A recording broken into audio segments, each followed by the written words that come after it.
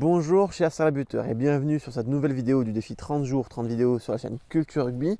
Aujourd'hui, on va aborder la question du matériel indispensable pour le buteur. Alors, j'ai dénombré 5 outils vraiment indispensables pour le buteur que tu dois de t'avoir dans ton sac ou sur toi au moment où tu vas aller t'entraîner à n'importe quel moment de l'année.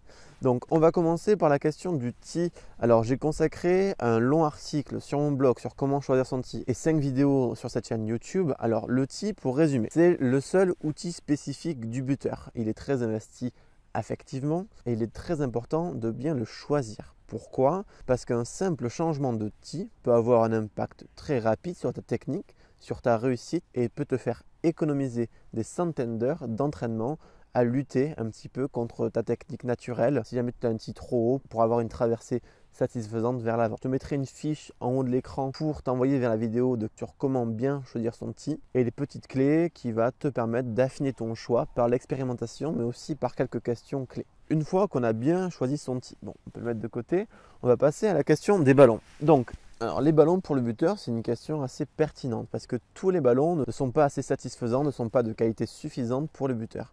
Je vais te parler principalement de 3 marques, de Gilbert, Adidas et B-Rugby, en te déclinant les modèles qui sont intéressants pour le buteur. Donc le premier ballon qui est intéressant chez Gilbert, c'est le Revolution X, qui est un ballon moyenne gamme, moyenne haute gamme chez Gilbert, qui est tout à fait satisfaisant pour n'importe quel domaine du jeu au pied. Et certains clubs en amateur s'équipent avec celui-ci, parce qu'il existe encore le ballon haut de gamme de chez Gilbert qui est quasiment à chaque fois largement assez bon pour le buteur. Donc actuellement c'est le match 15. Pour la Coupe du Monde 2019, il y en aura un nouveau, c'est le Sirius. Et avant cela, il y avait le Virtuo, Synergy, Exact, mais ceux-là on ne les trouve plus dans le commerce malheureusement parce qu'ils étaient très bons, notamment le Synergy et le X-Act. Alors pour les Adidas, alors je vais chercher un Adidas. Voici un Adidas, bon, qui n'est pas gonflé. Alors les Adidas, les ballons haut de gamme de chez Adidas sont intéressants, c'est les Torpedo Extreme parce que leur haut de gamme est plus abordable que le haut de gamme de chez Gilbert. Donc ils présentent un rapport qualité-prix intéressant. Donc pour les buteurs qui ne roulent pas sur l'or et qui ont besoin d'investir pour leur propre collection, ce ballon est intéressant. Alors pour les autres joueurs dans les autres domaines du jeu, il paraît un peu plus léger et un peu moins compact et lourd que le Gilbert, mais il faut savoir que les All Blacks utilisent les ballons Adidas Extreme pour leur tournée à domicile et notamment pour la dernière tournée des Lions britanniques. Si les All Blacks l'utilisent, je pense qu'ils sont largement envisageables et leur prix est intéressant. Alors après les Adidas, donc après l'Adidas, il y a la marque B-Rugby. Alors ce ballon, je l'ai peu essayé. C'est un ballon pro match, donc vraiment leur haut de gamme, leur ballon de match, qui est à 80 € il me semble sur leur site. Je les ai très peu au pied, il me semble qu'il est assez satisfaisant. C'est pas non plus une foudre de guerre. Il y a notamment un buteur de Pro D2 qui m'a dit qu'il volait beaucoup et qu'il volait excessivement, qu'il avait plus de portée. Notre buteur de Fédéral m'a dit qu'il avait perdu de la distance au tir au but avec ce genre de ballon.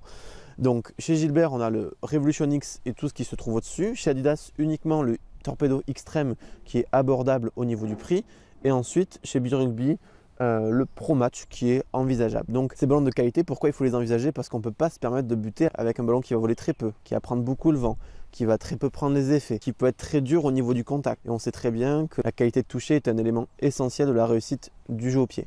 Donc après le tee et après le ballon, on va parler des crampons. Donc j'ai un parti pris au niveau des crampons et je sais que tout le monde ne le partage pas, mais je recommande vivement de s'équiper avec des crampons haut de gamme. Donc les crampons haut de gamme, ils se repèrent en magasin et sur des sites de confiance aux alentours de 180-220 €. Mais je te donnerai après des astuces pour les trouver moins chers. Le tout, c'est pas d'acheter plus cher parce que c'est forcément mieux. Je te laisse l'expérimentation pour vraiment faire la différence entre des crampons à 40 € et des crampons à 200 €. Pourquoi des crampons haut de gamme comme ceux-ci qui sont des Adidas Predator? Parce que déjà, ils sont plus durables, ils durent plus longtemps dans le temps, ils sont mieux finis, les matières sont meilleures. Donc tu vas pouvoir consommer moins mais mieux avec des crampons plus durables. Ensuite, l'élément essentiel du choix de crampons de haute qualité, c'est la qualité du toucher. En général, la matière, le cuir entre guillemets, est beaucoup plus souple et beaucoup plus à même de te faire ressentir la balle, la qualité de la balle, la qualité de contact, la qualité de traversée.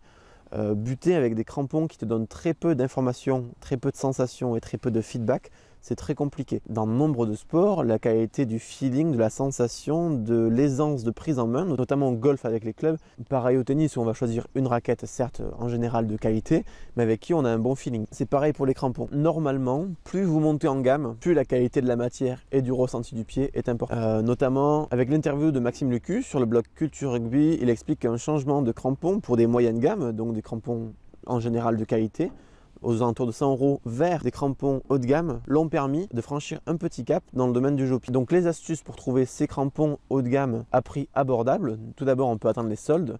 Il y a 2 sites vraiment de référence qui sont des sites anglais qui sont Lovell Rugby et Pro Direct Rugby, où tu trouveras d'anciennes collections, donc des collections d'il y a 1 an, 2 ans, qui sont toujours design et dans l'air du temps, à prix cassé, donc aux alentours de 100 € ou moins, ce qui permettra de t'équiper et de te chausser vraiment avec des crampons de qualité. Après les crampons, le tee, le ballon, on va parler de la pompe.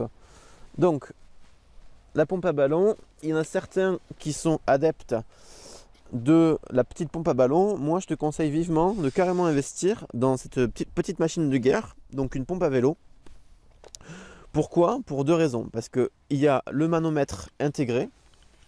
Donc on parlera de la pression des ballons un petit peu plus tard dans une autre vidéo à ce sujet, mais le manomètre est très important pour essayer d'avoir à peu près une pression constante entre tes ballons sans tomber dans le perfectionnisme absolu. Et l'amplitude de la pompe te permet de gonfler beaucoup plus vite ton lot de balles, et ce qui te fera économiser et du temps et de l'énergie, parce que si tu commences à avoir 4, 6, 8 balles avec une toute petite pompe, tu vas perdre une demi-heure à chaque entraînement et tu vas choper des tendinites aux 2 épaules. Donc c'est pas ce qu'on cherche. Alors, donc la pompe à vélo avec manomètre intégré, c'est la petite astuce, le petit hack pour avoir un 2 en 1 vraiment utile et vraiment durable. Et je voulais te parler maintenant du dernier outil qui n'est pas vraiment un ballon ou un tee, etc., qui est un appareil vidéo. Donc je peux pas te le montrer parce que je suis en train de m'en servir. Le smartphone, la caméra ou tout autre outil pouvant faire office de vidéo est absolument primordial. Alors non pas pour se filmer tous les 4 matins et se dire qu'on bute bien, etc., mais simplement de temps en temps pour checker sa technique, parce que aussi aiguisée soit votre conscience corporelle, et c'est ce que j'encourage, de pouvoir facilement corporellement sentir que là on a mal traversé, là on s'est mal positionné, etc.